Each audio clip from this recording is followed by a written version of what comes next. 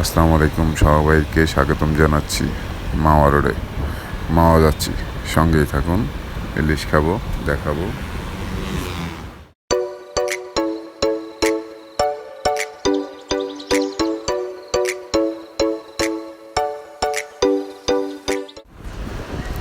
ইনশাল্লাহ অবশেষে মাওয়া ঘাটে এসে পৌঁছালাম। মাওয়া ঘাটে গোল চক্করে ক্যামেরা ওইভাবে দেখাতে পারি না রোডটা, কারণ হলো আজকে ঈদের চতুর্থ দিন এবং কোরবানিদের চতুর্থ দিন, কোরবানির 2024 চতুর্থ দিনে এসে আসলে আজকে মোটামুটি প্রচুর বৃষ্টি ছিল। আর বৃষ্টি হচ্ছে, দাঁড়িয়েছি সামনে আসি খালু খেলা, ওনারা আসলে ওয়াইফ নিয়ে আসলে এই হোটেলটায় আছে। আমাদের একটু আগে তারা আসছে, কারণ তারা গাড়িতে আসার কারণে আমরা আগে চলে আসছি। আমরা বাইকে আসছি, দেখতে রাখতে লাগলো বৃষ্টির জন্য। গাড়িটা এখানে রেখেই ঢুকতেছি। ন্যাচারাল একটা জায়গা, খুব সুন্দর একটা ভিউর জায়গা। আসলে এই জায়গাটা আশিক পছন্দ করেছে নাকি। আশিক আবার ট্যুর পাগল একটা ছেলে, ও শুধু বাংলাদেশে না, বাংলাদেশের বাইরে অনেক জায়গায় টুরিস্ট হিসাবে গিয়েছে। ওর এই অভিজ্ঞতাটা ভালো, যেখানে যে ভালো স্পটটা সে বেছে নিতে পারে খুব সহজে, যেটা আমাদের সম্ভব না। দেখতে পাচ্ছেন একবার পদ্মা সেতুর উপরেই পদ্মা হোটেল, বিক্রমপুর পদ্মা হোটেল। এখানটা আমার আসা হয়নি এর আগে। মাওয়া ঘাটে আসছি অনেকবার, কিন্তু এই হোটেলটা আসা হয়নি। আসলে সুন্দর, একবারে পদ্মার উপরই তো, ভালোই লাগতেছে। খুব করা কাঠের আর বাঁশের তৈরি করা হোটেলটা। আমি আমার বাচ্চার ওয়াইফকে খুঁজতেছি, ফোন দিলে অবশ্য পাওয়া যাচ্ছে, কিন্তু আমি চাচ্ছি যে না, একটু খুঁজেই নেই। আর আপনাদেরকেও হোটেলের ভিডিওটা দেখাচ্ছি। এই যে দিক থেকে আবার উপরে উঠা যায়, উপরের যে ভিউটা আর একটু চমৎকার। এখান থেকে লোকেশনটা আরও সুন্দরভাবে দেখা যায়। একবারে ডানে বামে নদীর দিকটা, তারপরে এই যে পদ্মা সেতুটা, ওই যে অনেকটা দূরে পদ্মা সেতু। সব মিলিয়ে আসলে খারাপ না, আসতে পারেন হোটেলটা এসে দেখতে পারেন।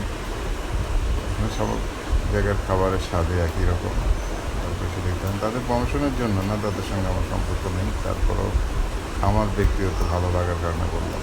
অবশেষে পেলাম আমার ফ্রেন্ডকে, বাচ্চা ডাকতেছে। ও সেই জায়গা ধরে ভাই, একবারে ন্যাচারাল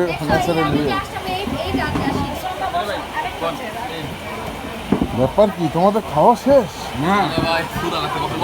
আইসা এটা কোনো কাম করলাম? হ্যাঁ,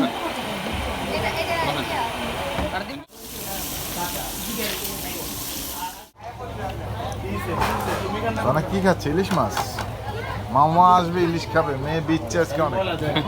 টাকাও আশিক, টাকাও ইলিশ মাছ।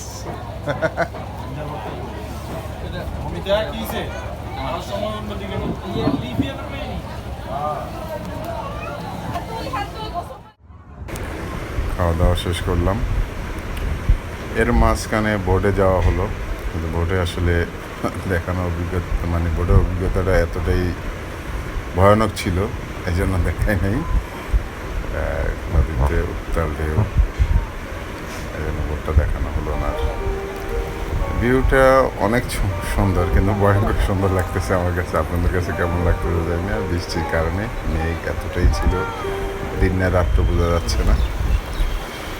যাক, অনেকটা সময় ছিলাম। সেই আসর নামাজের পরে আবার আপন ঠিকানায় ঢাকা বাড্ডার উদ্দেশ্যে আবার রওনা। যাওয়ার সময় মেয়েটাকে আমার সঙ্গে বাইকে নিয়ে গেছিলাম, অনেকটা ভিজে গেল, তার কারণে ওর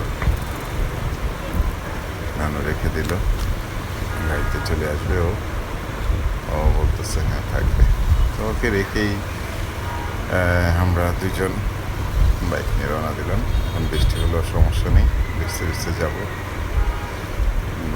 বাইকে লং রোডে ভিজে ভিজে যাওয়ার ফিলটাও আলাদা, যদি সঙ্গে আপনার সঙ্গী থাকে। আমার তো লাইফ পার্টনারের সঙ্গে আছে, সমস্যা নেই। টাটা আজকের জন্য। মামাঘাট আবার নেক্সট যেদিন আসবো সেদিন আবার ভিডিওগুলো করবো, আপনাদের সঙ্গে শেয়ার করব। ভিডিওগুলো শেয়ার করা আসলে ভালো লাগা আর কি। এক জায়গায় আসলাম, আপনাদেরকেও দেখালাম, ভালো লাগা থেকেই। যাক, যদি ভিডিও ভালো লাগে লাইক কমেন্ট শেয়ার কি জানি মন চাইলে করে দিবেন, সঙ্গেই থাকবেন। আল্লাহ হাফেজ, বাই বাই, টাটা।